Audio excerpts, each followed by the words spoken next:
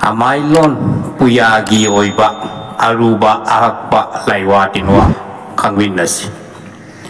ahan babakta maitei iekcha mayam khwai punamakpu aina aigi YouTube channel asida mayam bu taramna okjari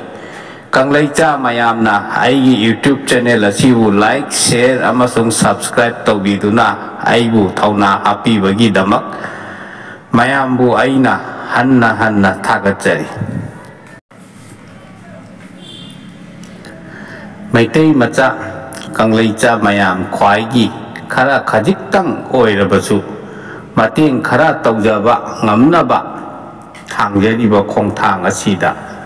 mayam su saruk yabibagi damak mayam bu aina kanglaicha ama oina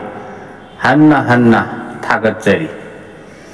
maitei macha kanglaicha khoi masel amana amabu yokhatpagi hainabi puraknaba hotnaminasi ngasi mayam khwai pumnamakki mafamda aigi oja guru singi thaujaldagi aina tanphangjarakpa heijarakpa khangjarakpa aruba ahakpa laiwa kanglon khara mayamgi mafamda thamjage aina yamna khangi haijabagi wafamdi nachade aigi pandamdi aina aigi oja guru singdagi phangjarakpa khangjarakpa kayabu kanglaicha maitei macha kanglaicha singi khara khajiktang oirabachu mateng khara oiba yagadara khanduna mayamgi mafamda thamjabani asigumba aruba ahakpa laiwa kanglol sing asi sijinnabada hekta tarai tawbiganu mayamna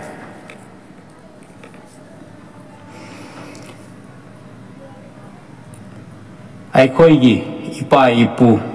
ahal lamal singna asuk luna yamna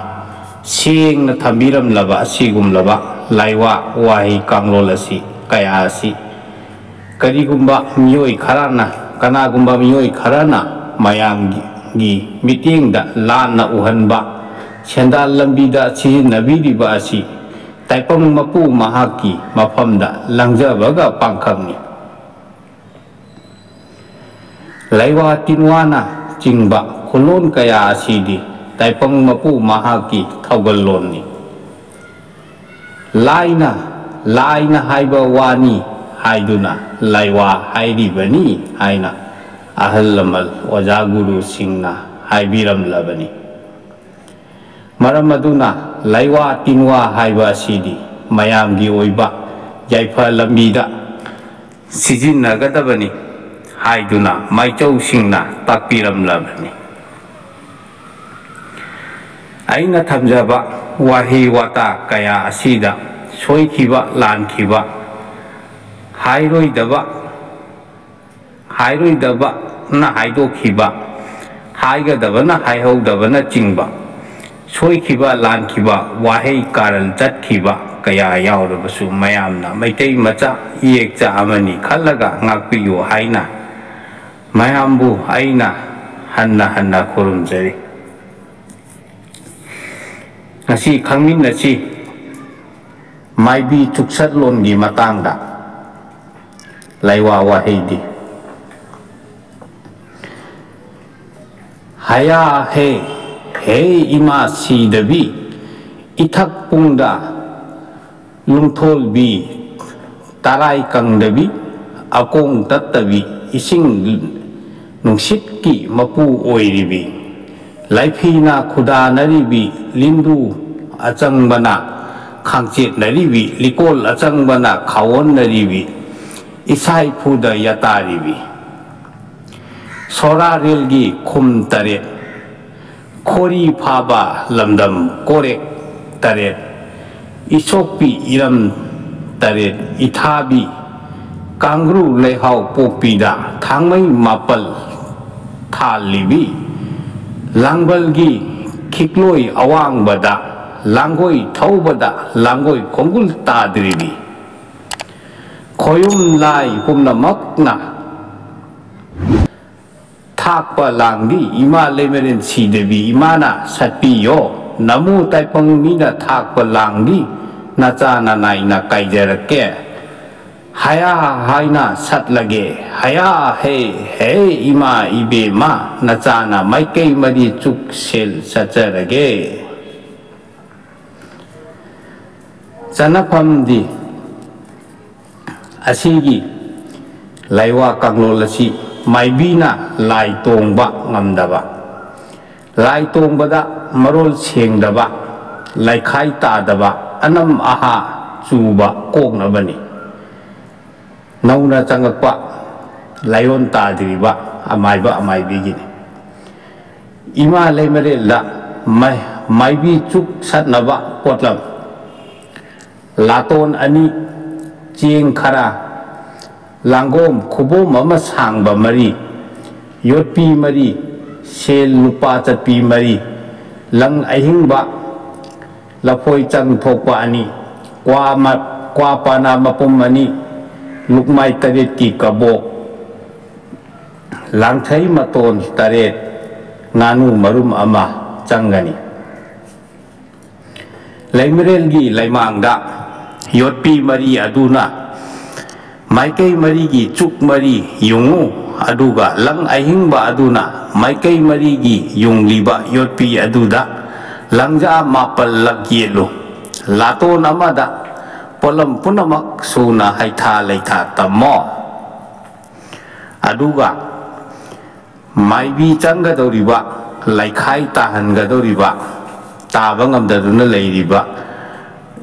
mioi adu laton amada phamalu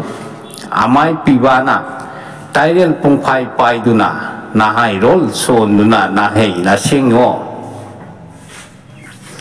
nahai na singba loiraga mathaki laiwa mingleu mingkhei rol asi sonduna hayawo loiraga maikai marigi chuk phukadabani maikai marigi chuk phukwa satpada laiwa wahai haina satlu laiwa wahai di amuk khangminarasi haya sat labani hai sat haya sat labani suk sat naba maikai di ahan bada chingkhai maikai di chuk hana satlu ani subada thangjing maikai di chuk satlu ahum subada mairam maikai gi chuk satlu mari subada kaubru maikai gi chuk satlu adu oiraga di maibi laikhai tarakani ya amuk khangminarasi anam mathau kokpagi lairol laiwa wahei di hong sidaba mapu ipungo apokpa poklen pokpa satlen satpa ipungo ipungo gi yathangna ichel iru oiraga pakhangi iko pakhang-bagi ikonda iseng oina tunglaga nahai tairel pongphaida sintharakpa matamda taipang marup khibikki yaipa thauram lakpada nahai tairel pongphaina iseng ichum hairaga iseng ichum marikpu mafam khudingda taraga amang asoi phataba marin sitna kokani layam singna lepnaba sida yathang ichelni hong sidaba mapu apokpa poklen pokpa salen satpa ipunga asigi chanapamdi asigi anam athau kokpagi lairol asi nahai nasengnabagi damak nahai rol sondringaida hana asigi lairol asi sonduna sidaba mapu ipai bungo wu hana kurum jawa aduga nahai nasengo anam mathau kokna naba nahai rol asuba khangminasi hum hai kengyoi menga yaiga thawli thawya lang thawli Thautin langbu thauli thaba pong thau tamli thaba mabu lalangde nahal nong linthina kathina tokona kambana sayuna lairangna nuokna paibangna yongmu yoishengna tekpi mawoksa kauren masancha ongkhu khai sagai bana phiji nam phina hum minamba thanamba namlaba laklaba thauli thauya langbu thauli thaba pong thau tamli thaba mabu lalangde numit pong thau damli numit mabu lalangde nal nong mongba tu thau khongdo nung tu teng khongdeng nonggi thauli thauya langbu thauli thaudil langbu thauli thaba pong thau damli thaba mabu lalangde numit pong thau damli numit mabu lalangde yawa kokai sagi pong thau mathang bijage kumja pathau panthau ge hum hai hum hai hum hai khununa nganuna pokpi nge nahana nupina yaho nge phausu nge phausuk phaura thok nge gi hai koi layeng masing sungai gi hairi leiri na utam nge chaitha nge ten tha nge yasu khai nge thingai nge ngara ngachin tal nge gi seplam pairam chat nge gi sangai gi maram ramgen nge gi panaro sengnare tairel na pongphai na ha hung ha yeng ha hung ha yeng thaubi teng yaibi teng numit na mathorak thabana machonglak chaklei ngang tan lei ngang ungan ngai wangan lei singsu ngai charoi na khongdam ngai yanbi na khaidam ngai huitau na chi phe ngai kaiden na yathok ngai nongmai huichin huiya na thilkai ngai yaukhai ngai nongmai na mai hal le nongmai thengu thenga na nungbi ngam naura ngam til leiraganu lai leiraganu chingda leibana chingda karo tamda leibana tamda chatlo patta leibana patta chatlo nate phamda tiru nahal phamda hallo lining thogi ya thangna tinyet laganu layet laganu tairel na pongphai na ha hung ha yeng ha hung ha yem khalo kol lailo kol chuchi kol iwang bana nawa ikhakpa chingu pulei romba maharaba marol thok tababu pulei romba marol thok le khoimom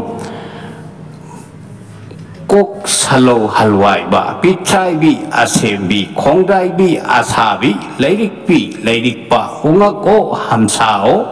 leirik o leiphongo leimarem bi jirom bi wada leichin heibi uda leichin heiba numit ludam heibi thaba ladam heibi na irurabane sating narabane panare sengare tairel na pongphai na ha hung ha yeng ha hung ha yeng sanapamdi asigi na hairo lasi laiwa wahe asi jingu khoyum laina jingba khurambada anam athau kokthok nanaba nahai na seng nanabani yamna aruba nahai rolni amuk khangminarasi mioi bagi chahi aho bagi chairau bagi chak mathel lukoi thongal la tha bagi matangna laiwa wahe di kumsi chahi asigi nagai remna tara lukoi semduna kachari iram maba tumaba iram semba tu semba kum sana kumlit lai ahumda kachari arim apabana hanu kokchau hanu laikham khunda hanba ahumna phangbiyu kumsi chahigi tinmu phataba laimu phataba tindai laitai biramu yaifa thoiba pina biramu nanaina khurumjari sanapamdi asigi laiwa wahe asi sajibu cherau bagi chak thongal la thadok na bani nongpok onba latonda cherau bagi thongliba chak yensang mathe lukoi pumnamak sunaba haptuna kwa tanga pana tanga akatsel haibidi dakhina ama Maira Mekrup Wagi Utong Amada Ising Haptuna Thongalda Wai Sen na Tekok Laga Asigi Laiwa Wahi Asi Haiduna Tado Yaifa Tan Pangania Nasigidi Aigi video asi Matang Asida Loisin Jarage Mayamna Aigi video asi like, share, comment to view Mayamna Aigi YouTube channel asi subscribe to view Aibu Thauna Hapkat view Kangbada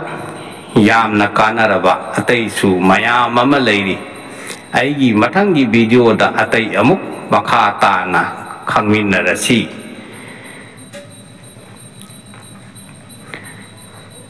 Hayum si daba mapu hong kuru si daba